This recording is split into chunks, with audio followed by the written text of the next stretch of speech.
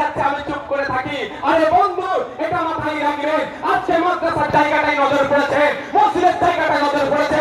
আজকে যদি এটা দখল করতে পারে, কালকে আপনার গির্জার জায়গা দখল করবে, পরশুদিন আপনার গুরুদুয়ারের জায়গা দখল করবে, তারপরের দিন আপনার দেবত্ব সম্পত্তি হাতছাড়া করবে না, সেটাকেও দখল করবে। তাই ঐক্যবদ্ধ হতে হবে। আজকের দিনে কোন ধর্মস্থানের জায়গা এই মোদী সরকার অবৈধভাবে দখল করতে আমরা দেব না।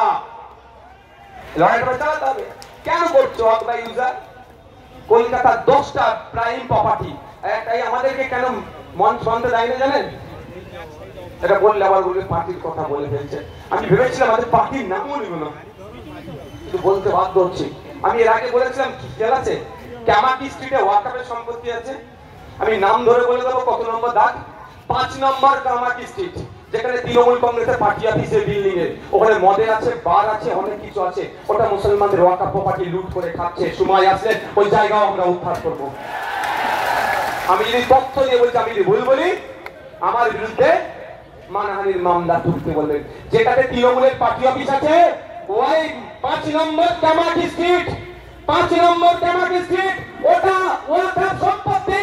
বাংলার একজন আইকনিক পার্সন ছিলেন, বাংলার একজন নোটেবল পার্সন, ইস্পাহানিদের নাম, তার নাম ছাড়া বাংলার ইতিহাস অসম্পূর্ণ। সেই ইস্পাহানিদের জায়গা লুট করে ওরা ওখানে বার চালাচ্ছে, ওদের দোকান, রাজনৈতিক কারবারিরা ওখানে হইচই করছে। তাতে না আমরা বুঝতে পারি আমাদেরকে ভুলিয়ে দেওয়ার জন্য কলকাতার রাজপথে আমাদের আসতে দিচ্ছে না। তবে একটা বলতে চাই, এখানে স্টেটের আইনের মাধ্যমে নওশাদ সিদ্দিকী ভুলে যাওয়ার ছেলে নয়।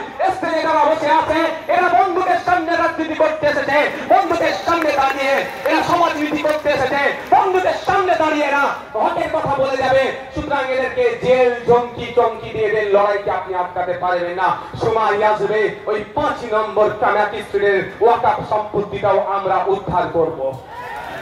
সেই উদ্ধারে শুধু কি নওশাদ সিদ্দিকী থাকবে? মনে হয় যার ধর্ম বর্ণ নির্বিশেষে মানুষরা আমার সাথে থাকবে। তা বন্ধুগণ, এরা ওয়াকফ ইউজার করে ওই জায়গাগুলো লুটতে চাইছে। আমি আপনাদের বলি, আপনার যে পূর্বপুরুষ কবরস্থানের জন্য যে জায়গাটা দিয়েছে, সংবিধানের এই আপনার আইনের মধ্যে না আইনের বাইরে আপনি জেনে নিতে হবে। বলতে পারে যে মৌখিক দানটা অবৈধ। আরে বন্ধু, যে বলবে অবৈধ সেই বন্ধুকে ভাবে আজকে নোট করে নেন। Indian evidence act 1872, Indian contact act 1872, transfer of property act 1882, এই তিনটা আইনের মধ্যে মৌখিক